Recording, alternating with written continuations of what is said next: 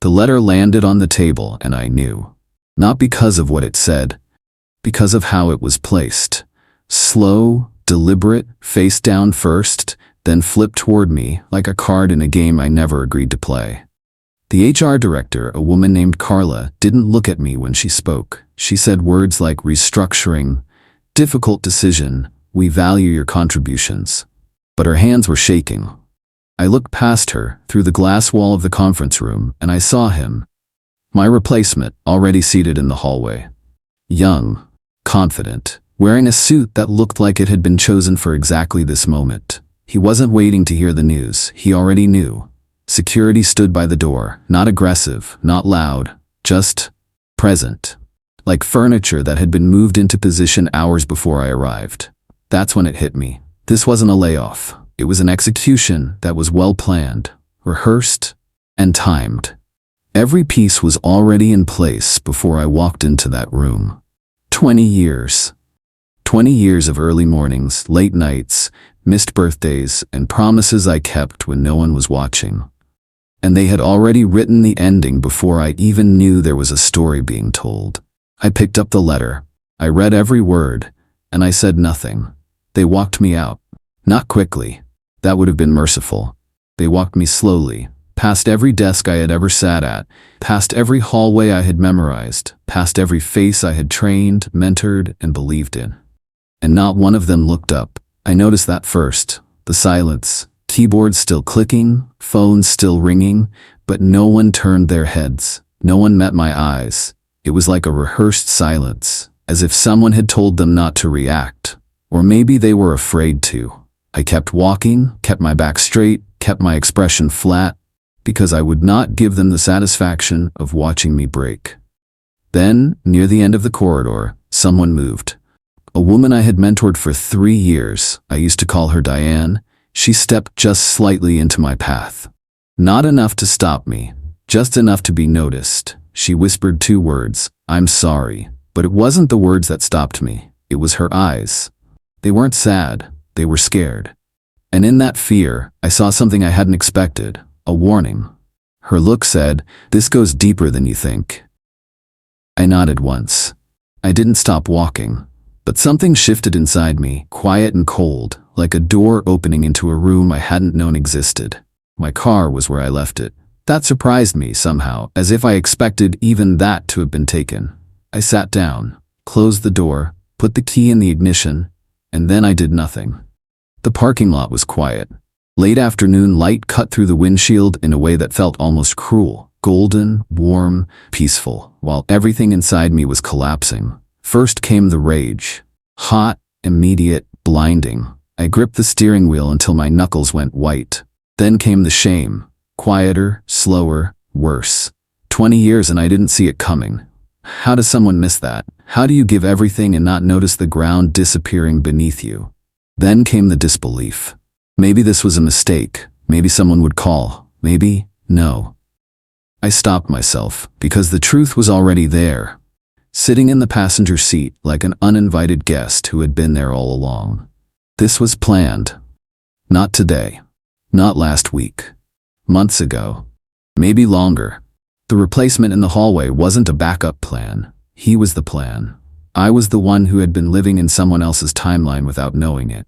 I sat in that parking lot for 45 minutes. And when I finally started the car, something had changed. The title of my life had shifted. I just didn't know yet what the new one would be. My name is Daniel Reeves.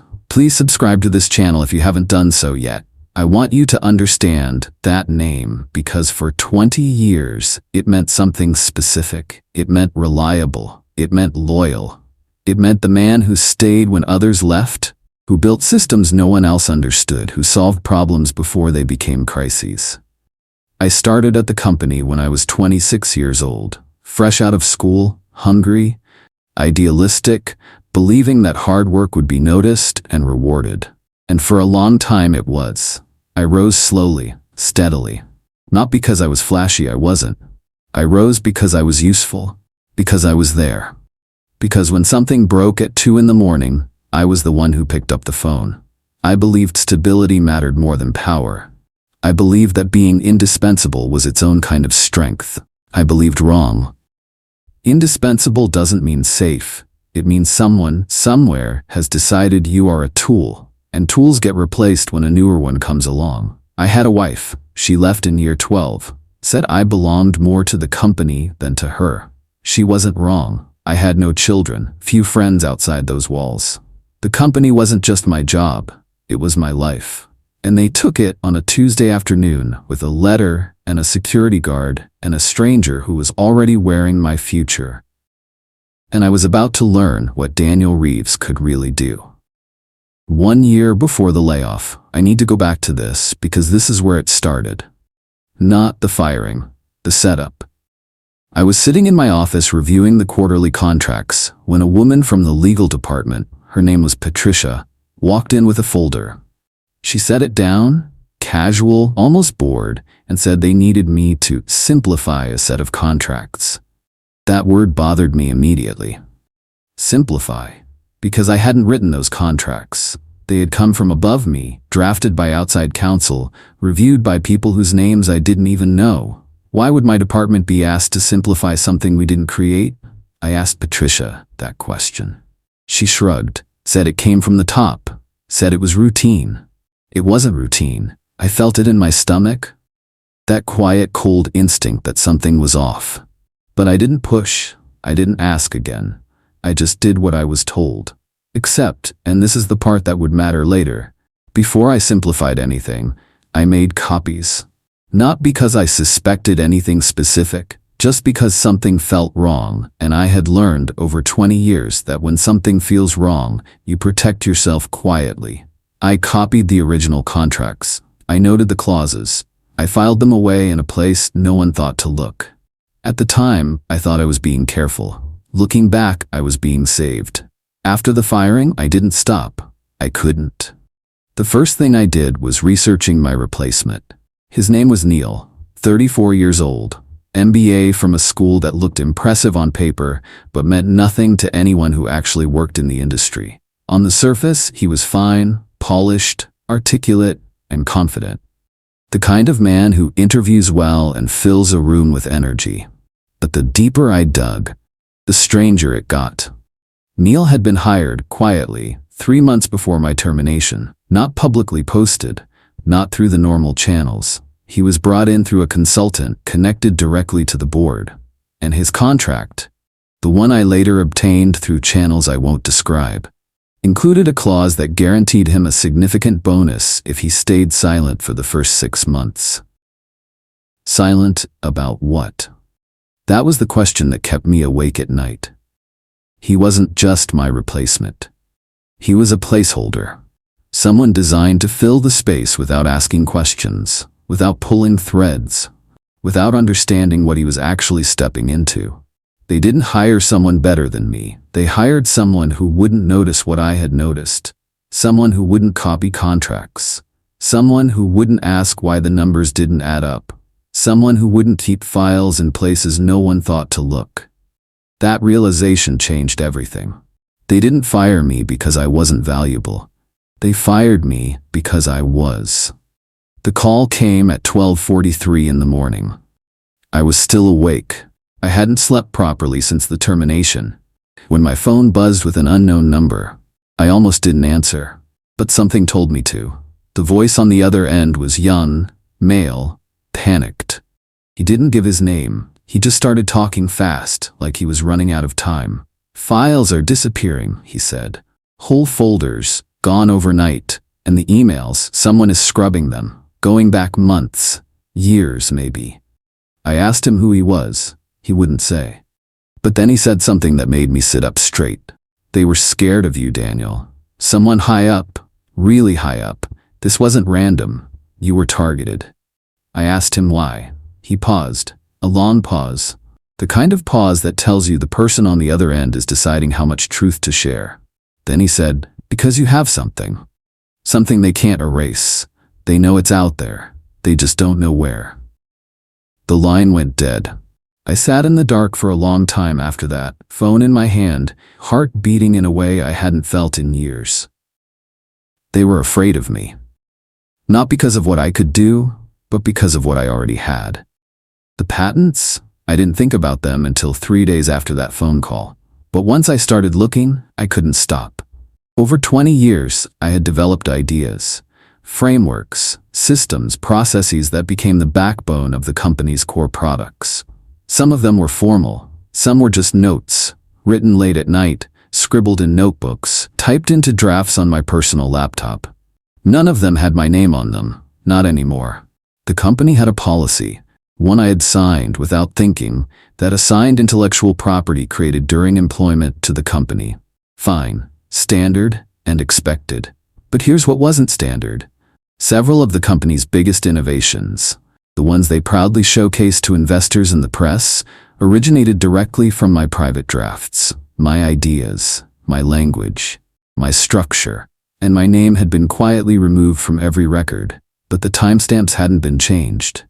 Digital files carry creation dates, version histories, metadata, and those records told a story that no one had bothered to erase, because no one thought anyone would look. I looked. I spent an entire week pulling old drafts, old emails, old version histories from backups I had kept on personal drives. The evidence was clear, undeniable. They had taken my work, stripped my name from it, and built an empire on top of it. And I had the proof. The non-compete. That was supposed to be the leash. When I was fired, Patricia from legal handed me a document alongside the termination letter. She explained it calmly, professionally. My non-compete agreement prevented me from working in the same industry for 2 years. It prevented me from contacting clients. It prevented me from using any knowledge gained during employment. This makes you powerless, she said. Not in those words.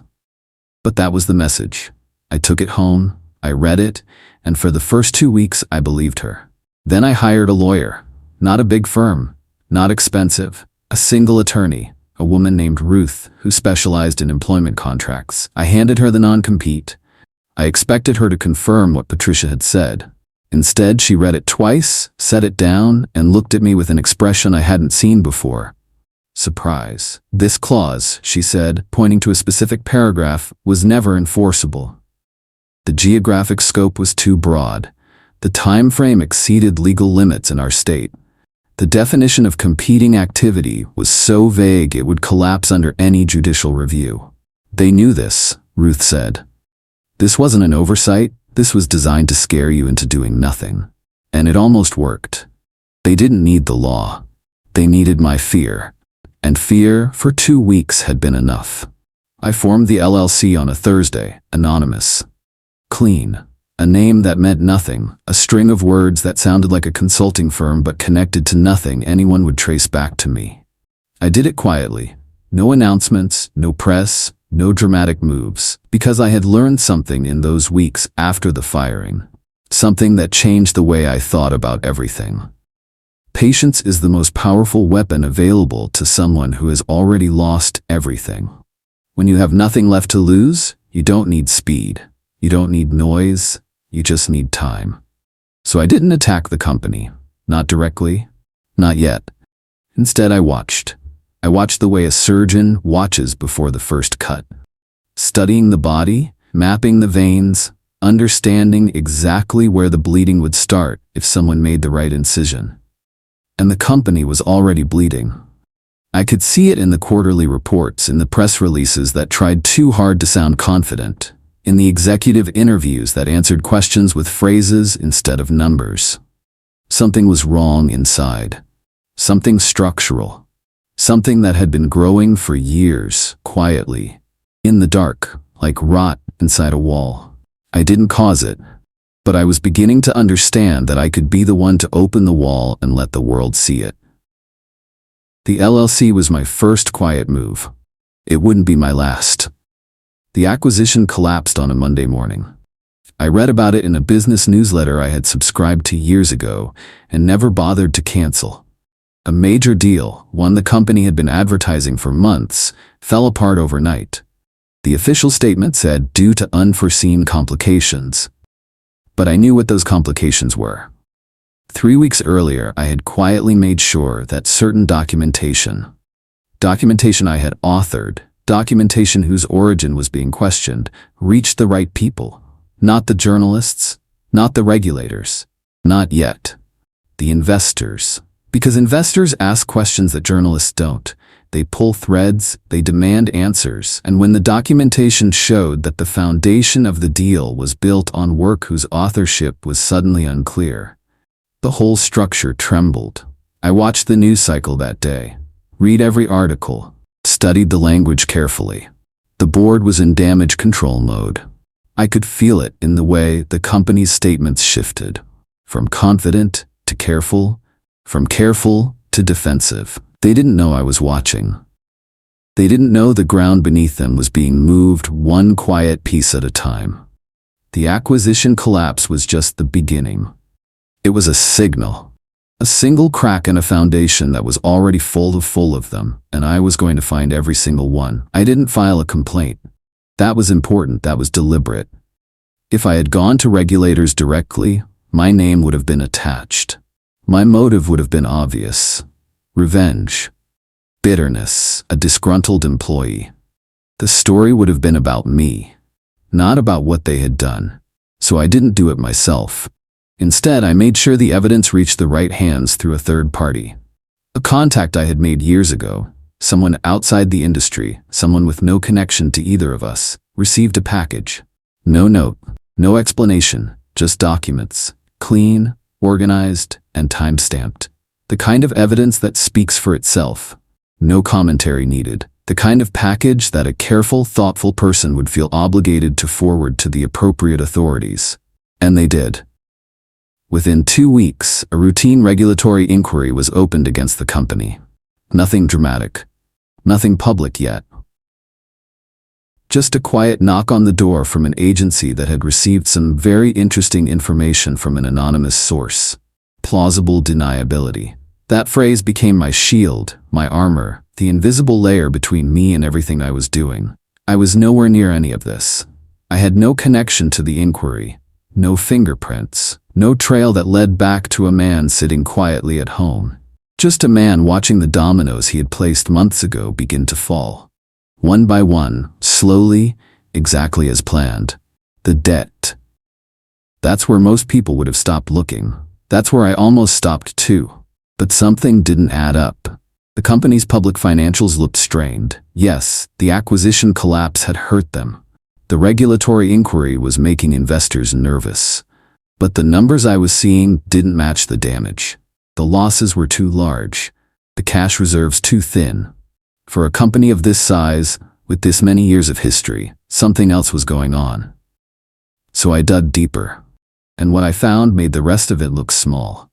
The company was leveraged, deeply, dangerously leveraged. Debt stacked on debt, restructured and refinanced, and hidden behind layers of holding companies and subsidiaries that most employees, most board members even, had no idea existed. The debt covenants, the rules that lenders set to protect their investment, were fragile. One missed payment, one failed benchmark, and the whole structure could be forced into restructuring. And here was the part that made me sit very still in my chair. Those covenants were purchasable. Debt can be bought and sold. If you know where to look, you can acquire a company's obligations at a discount, especially when that company is already showing signs of stress. I was looking at the most powerful weapon I had ever seen, and no one knew I had found it. I started buying quietly, through the LLC, through intermediaries, through financial advisors who asked no questions and were paid well for that silence. The company's debt was available because the original lenders were nervous, scared even. The regulatory inquiry, the failed acquisition, the rumors, all of it made the debt look risky. So they sold. At a discount, happily, even. And I bought. Not all at once. Never all at once. That would have raised flags. I bought in small pieces, over weeks, sometimes months, building a position so gradually that no single transaction would attract attention on its own. Each purchase felt small, insignificant, almost. A number on a screen, a confirmation email. But I understood what it meant, every single time. It was like watching someone fill a glass of water, one drop at a time. Each drop meant nothing, but the glass was filling. The same financial structure that the company had used to protect itself. Debt covenants, restructuring clauses, forced conversion rights. The same tools they had wielded against employees, against partners, against anyone who threatened them. I was turning those tools around. Slowly, quietly, with a patience that only someone who had already lost everything could sustain. The knife they had used to cut me loose was now in my hands, and I was learning exactly where to place it. The boardroom was fracturing. I didn't see it directly. I wasn't invited to those meetings, but I heard it. Through contacts, through the way public statements started contradicting each other, through the sudden turnover of 2 senior executives in the span of 3 weeks. The pressure was mounting, and the people at the top were turning on each other. That's what pressure does. It doesn't break strong structures. It reveals the weak joints. It finds the cracks that were always there and tears them open. One executive, a man named Warren, publicly blamed the CFO for the financial exposure. The CFO responded by questioning Warren's oversight of the acquisition process. Neither of them was entirely wrong, but neither of them was looking at the real problem. The real problem was invisible. It was quiet. It was sitting outside the room, holding pieces of their own company, watching them destroy each other over things that had already been decided.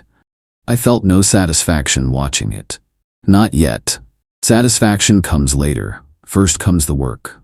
And the work at this stage was simply this. Let them fight. Let them blame each other. Let them weaken each other without any outside interference. Because the weakest enemy is the one who has already been broken by their own hands. I didn't need to push them apart. They were already falling. He called me on a Friday. Warren, my former boss, the man who had signed off on my termination, the man who had shaken my hand at company events and told me I was invaluable. He wanted to meet. A private conversation, he said, off the record. Just the 2 of us. I agreed. We met at a neutral place, a coffee shop, nothing fancy. He arrived first, which surprised me. Warren had always been the kind of man who made others wait. He looked tired, older than I remembered. The confidence that had once filled every room was still there, but quieter now, like a fire burning low.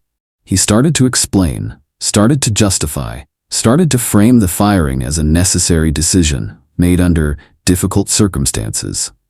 I let him talk. I didn't interrupt, didn't challenge, didn't react. I just sat there, holding my coffee, and let the silence do what words couldn't, because I knew something he didn't know yet. The power in that room had already shifted. He was sitting across from me, as if I were still the employee, still the man who had been escorted out with a letter and a security guard. But I wasn't that man anymore. I said almost nothing that afternoon, just nodded, just listened, and watched him realize slowly that the silence was not a sign of weakness. It was a sign that I no longer needed to speak. The clause, buried deep in the company charter, so deep that most people who worked there had never read it. It was in Article 9, Section C, a provision that allowed any party holding a sufficient portion of the company's outstanding debt to force a formal restructuring of the organization. Not a suggestion. Not a request, a forced restructuring. The threshold was specific. A precise percentage of total debt had to be held by a single party or a coordinated group, and I had passed that threshold 2 weeks ago. I knew it the moment the last purchase cleared. I sat with the number for days, turning it over in my mind, making sure it was right. It was right. The same charter that had been written to protect the company's founders from hostile takeovers. The same document that executives pointed to as proof of their security contained the exact mechanism I needed to dismantle them from the inside. They had forgotten about it. Or maybe they had never understood it. Either way, it was there. And now I held the key. The clause they forgot was the door I had been looking for.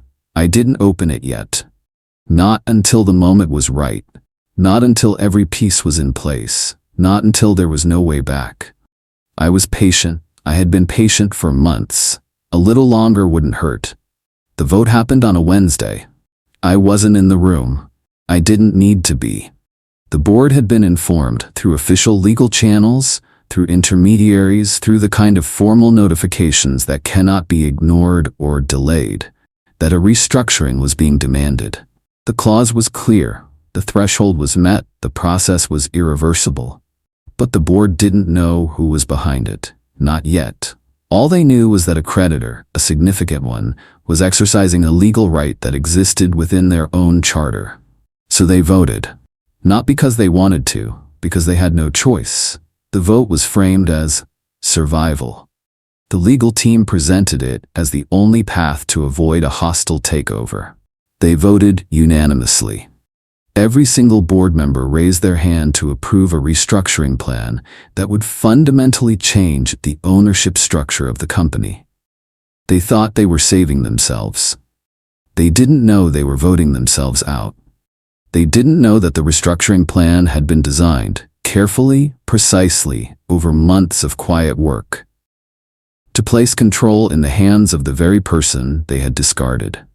The room was full of people making decisions under the illusion of agency, and none of them had any idea who was really holding the cards. The reveal. I didn't plan it the way you might imagine. No dramatic entrance, no speech, no moment of theatrical triumph where I walked into the room and watched their faces fall. It happened because it had to.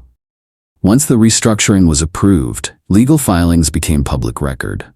The identity of the controlling creditor could no longer be hidden.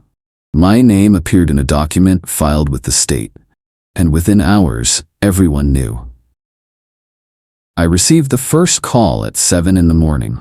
A reporter from a business publication, voice tight, almost breathless, asking me to confirm what they had already confirmed. I was sitting at my kitchen table, coffee going cold beside me, when the phone rang. I didn't confirm anything. I thanked them for calling and hung up. But the news spread fast, faster than I expected. By noon, 3 board members had called my attorney. By evening, the story was on every financial news outlet in the country. The narrative wrote itself. The man they fired, the man they silenced, the man they thought they had erased, had just become the controlling party of the company that had thrown him away. People called it shocking, people called it extraordinary, but it wasn't arrogance that had brought me to this moment. It was necessity. They had taken everything I had, and I had simply found a way to take it back. The apology started arriving before the ink was dry. Emails first, formal, carefully worded, drafted by lawyers who were trying to sound sincere while protecting their clients from liability. Then phone calls. More personal, still careful. Warren called twice. The first time I let it go to voicemail. I listened to the message later, 3 minutes of smooth, rehearsed words that said everything except the truth. The second time, I answered. He was smooth.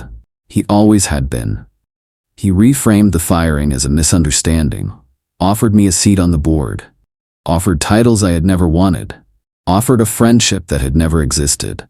I listened. I let him finish. Every word. Then I said, I'm not interested in anything except what is owed.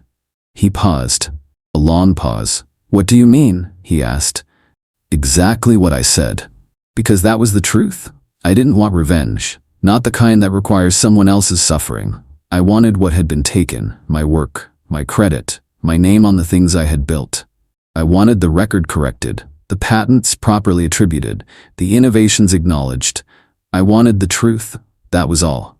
And everything else, the titles, the board seats, the manufactured friendships, I declined every single one. They offered restitution wrapped in the language of reconciliation. I accepted only what the truth demanded. Nothing more, nothing less. Ownership. The word felt strange the first time I said it out loud. Not powerful, not triumphant, strange. Like wearing a coat that fit perfectly but had been tailored for someone else's body. The paperwork took 2 weeks. Signatures, transfers, legal reviews, the kind of bureaucratic process that moves slowly by design. Designed to make sure that something this significant cannot be rushed or undone. But it was done. I was the majority owner of the company I had built from the inside out. The company that had fired me. The company that had erased my name. The company that had replaced me with a man hired to ask no questions. And the first decision I made, the very first, was not about restructuring, not about strategy, not about the future. It was about the people who had helped dismantle me. Warren was gone by the end of the day. Patricia from legal, gone by morning. The consultant who had brought in Neil, contract terminated, quietly and permanently. Neil himself was offered a fair severance. He hadn't done anything wrong. He was just a tool, like I had been. The people who had orchestrated this, the ones who had planned it, approved it, executed it, they were removed, not with anger, not with noise, with the same calm, quiet efficiency they had used on me. The company that had fired me had just fired the people who had made it possible. I walked back in on a Monday. Same building, same hallways, same carpet, same lighting, same coffee machines that had never quite worked right. The lobby smelled the same too. That particular mix of floor cleaner and recycled air that I had breathed every day for 20 years.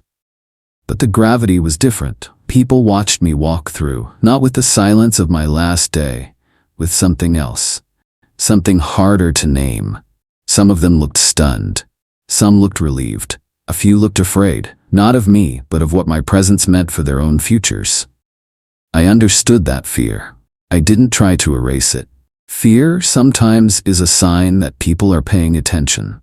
I walked to the office that had once been mine, now empty again, cleared out for whoever had been sitting there. I didn't sit down. I stood in the doorway and looked at the room the way you look at a place you once called home after a long time away. Everything was the same. Nothing was different. The employees I passed in the hallway didn't know what to say. Some nodded. Some offered small, uncertain smiles. I returned every one, because I wasn't there to intimidate anyone. I was there to begin something, not a takeover, not a punishment, a correction. The roles had reversed, but I had no intention of repeating the mistakes that had been made before me. Justice, not revenge. There is a difference, and it matters. Revenge says you hurt me, so I will hurt you. Justice says what was done was wrong, and it will be corrected. I chose the second one. Every single time. The executives who were removed, Warren, Patricia, the others, each received a severance package. Fair, generous, and even. Calculated based on their tenure, their contributions, their value to the organization. I gave them references, not glowing ones, but honest ones. The kind that told the truth without cruelty. I gave them dignity, because that is exactly what they had denied me, and that was the point. My revenge was not in taking something from them. It was in giving them the same treatment I had been denied, and letting them sit with the contrast. Let them feel what it means to be treated fairly by someone they treated badly. Let them carry that. Let them wonder, for the rest of their careers, why the man they discarded gave them more than they ever gave him. That, more than any lawsuit, more than any public statement, more than any act of destruction, that was the thing they could never argue with. You cannot call someone cruel for treating you fairly. You cannot call someone bitter for offering you dignity. My revenge was clean, impossible to dispute, and it would follow them for the rest of their lives. Rebuilding. That word sounds simple. It isn't. Rebuilding isn't about fixing what broke. It's about deciding what the new version should look like. And that requires honesty. The kind of honesty that most organizations are terrified of. So I started there. Transparency. Every employee received a memo, not from a PR team, not from a communications department, from me, directly. It explained what had happened, not the corporate version. The real version. It explained the financial exposure, the debt, the decisions that had been made without the knowledge of the people most affected by them. It explained my firing, and why, and it explained what I intended to do next. Shared credit. Every innovation, every product, every system, every process that carried the company's name was reviewed. Where my work had been erased, it was restored. Where others had contributed and gone unacknowledged, their names were added. Credit is not a luxury. It is the foundation on which trust is built. Loyalty was not demanded, it was earned. I didn't ask anyone to trust me because I owned the company. I asked them to watch, to see how decisions were made, to hold me accountable. And slowly, week by week, the culture began to shift. Not because I forced it, because I showed them what it looked like when someone meant it. They didn't create an enemy by firing me. I want to say that clearly, because it is the truest thing I have learned in all of this. They didn't make me angry, they made me awake. For 20 years I had been half asleep, trusting, loyal, patient, believing that the system would reward the people who served it faithfully. And maybe, in a different story, it would have. But in my story, the system revealed itself. It showed me exactly what it valued and what it didn't. It showed me that loyalty without power is just a word that other people use to keep you still. And it showed me something they never intended to show me. They showed me the power I already had. Not the power of my title, not the power of my position, the power of what I knew, what I had built, what I had quietly kept, what I had been carrying for 20 years without ever realizing how much it was worth. They fired me because they thought they were removing a threat. They were wrong. They were releasing one. I sit in this office now, the same office, the same view, the same quiet morning light, and I thought about that parking lot, that Tuesday afternoon, that moment when everything collapsed and I sat there, not moving, trying to understand how my life had changed in an hour. I understand now. It didn't change. It just finally began.